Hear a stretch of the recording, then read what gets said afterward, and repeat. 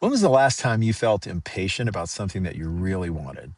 You know, that restless feeling that things should be further along than what they actually are, that what you want should have already happened by now?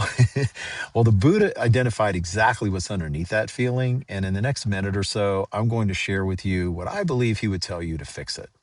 So this morning, I was listening to some spiritual concept, and two elements kept popping up: patience and peace. Here's what most of us tend to do: we decide that we want something. It could be a relationship, a health goal, a financial result, whatever.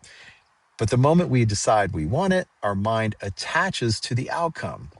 Then we compare that to where we are now, and it seems like our present reality feels incomplete, like things should be different, like we should be further along, like what we want should have already happened.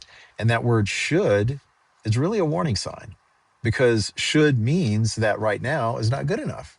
It means that we can't be at peace until we get what we want. Does that sound familiar? So here's what the Buddha said about that. He said that the root of all suffering is attachment. So we're not suffering because of what we don't have. We're suffering because of how tightly we're holding on to this idea of what we think we need. That's attachment, disguised as impatience. And here's where it gets really interesting. The Bible says in Isaiah that God will keep us in perfect peace when our minds stay focused on Him. Not when we get what we want, but when our mind simply stays focused on our higher power. In Philippians, it says, "Do not be anxious about anything, because the peace of God, which surpasses all understanding, will guard our hearts and minds." And here's the insight that really changes everything: we can't force ourselves to be patient.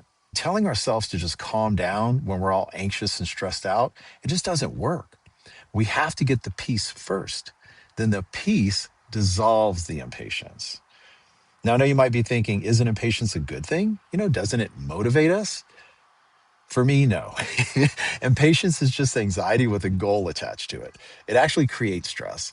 And that stress gets in the way of the consistent action that I need to take to reach my goals. But when I act from a place of peace, then the quality of my actions are completely different. Better actions produce better results. Better results encourage more action. And it becomes a positive upwards spiral or cycle instead of this negative downward one. And I believe that's one of the things that this 30-day challenge has really been doing for me. It's not necessarily getting me everything I want right away, it's just loosening my grip on the way that I think things should be. So, peace first, then patience will naturally follow. What about you? Where in your life right now are you struggling to be patient? And what do you think is underneath that feeling? Please drop it in the comments. I would love to hear from you, and I'll see you on the next one.